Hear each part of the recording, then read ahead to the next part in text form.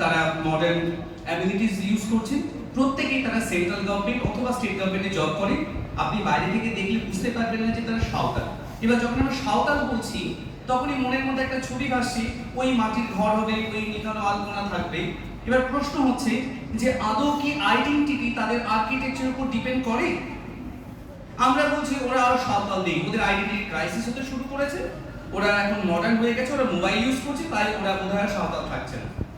আমি যখন ওখানে ফিল্ড ওয়ার্ক করছি, প্রায় 2-3 বছর ধরে ওখানে কাজ করছি, আমার কলিগ রয়েছেন ওখান থেকে, আমি দেখছি একটি গ্রামের একেবারে জঙ্গলের মধ্যে থাকা সাঁওতাল, সেও যে পরবে মেতে ওঠে, সে শহুরে পরিবেশে সেও সেখানে আছে, একই রকম ভাবে করছে। এবং জাহের খান, যারা এখানে সাঁওতাল কালচার সম্পর্কে জানবেন তারা আপনারা বুঝবেন যে জাহের খান যে তারা একটা সেক্রেট প্লেস, যেটা তাদের গ্রামের বাইরে থাকছে, অদ্ভুতভাবে একটি মিউনিসিপ্যাল এরিয়ায় যেখানে ওয়ার্ড রয়েছে, সেই ওয়ার্ডের বাইরে তারা একটা জাহের খান তৈরি করছে। ইট ইজ সো ইন্টারেস্টিং যে তারা এত কিছুর মধ্যেও এই শহুরে এই আরবানাইজেশনের সঙ্গেও তাদের কালচারকে টিকিয়ে রেখেছে। তো আমার বক্তব্য এইখানটায় যে আমাদের শুধুমাত্র বহিরাঙ্গের পরিবর্তন হচ্ছে বলে আমরা কোথাও একটা জন্য তোপ দেখে দিচ্ছি যে না ও আর সাঁওতাল নেই, ও খাসি নেই, ও এটা নেই সেটা নেই।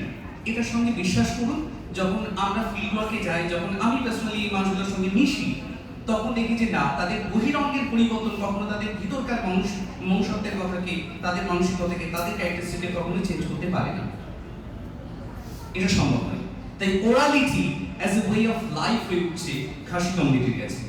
নলেজ যেভাবে তাদের রিচুয়াল সংস এর মধ্যে দিয়ে যাচ্ছে, সেখানে এল্ডার্স, ঠাকুমা এবং মায়েরা, যেহেতু এটা ম্যাট্রিলিনিয়াল সোসাইটি, তারা কিভাবে তাদেরকে তারা পরবর্তী জেনারেশনকে ট্রান্সমিট করছে। এবং সেখানে অবভিয়াসলি এটা fluid and adaptable, and obviously it is a kind of participatory learning. ঠিক যেভাবে আমরা ছোটবেলায় ঠাকুমার কোলের মধ্যে শুয়ে গল্প শুনতাম, গল্প শুনতে শুনতে ঘুমিয়ে পড়তাম, সেইভাবে সেটা যদি মৌখিক হয়, ঠিক একই ট্র্যাডিশন এরাও নিয়ে চলে এসেছে। And Kharshi originally, this is very very interesting. Kharshi, most of the people they speak English very well. When I stayed in a hotel, then I met with 2 girls. They were working there, and they didn't know any language except Kharshi, and that is their charisma. They didn't know any language rather than Kharshi. And it was very difficult for me to communicate with them.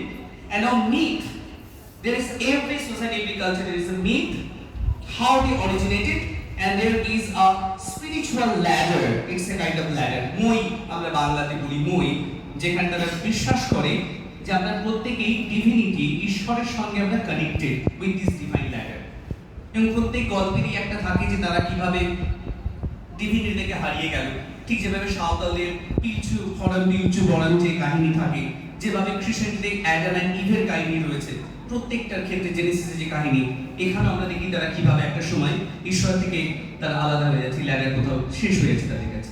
এই যে ম্যাট্রিনাল স্ট্রাকচারের কথা বারবার আমরা বলছিলাম, যেখানে lineage through mother, interestingly আমি যে পোয়েটের ইন্টারভিউ নিয়ে গিয়েছিলাম, আমি তার ছবি আমি দেখো এখানে, এস্তাসিয়াম, প্রফেসর এস্তাসিয়াম, সেখানে নিয়ম হচ্ছে যে তাদের যদি 2টো মেয়ে থাকে, তাহলে বড় মেয়ে যে এল্ডার, সে সমস্ত সম্পত্তি পাবে, বাবা মার দেখভাল করবে, এবং তার হাজবেন্ড সে তার কাছে সে থাকবে।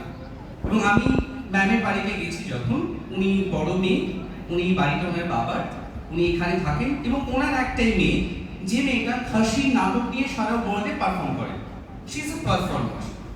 এবং সেখানে তার স্টুডিওতেও গেছি, এবং সে সেই বাড়িতেই থাকে, হাজবেন্ড তার এখানে এসে থাকতে আসে।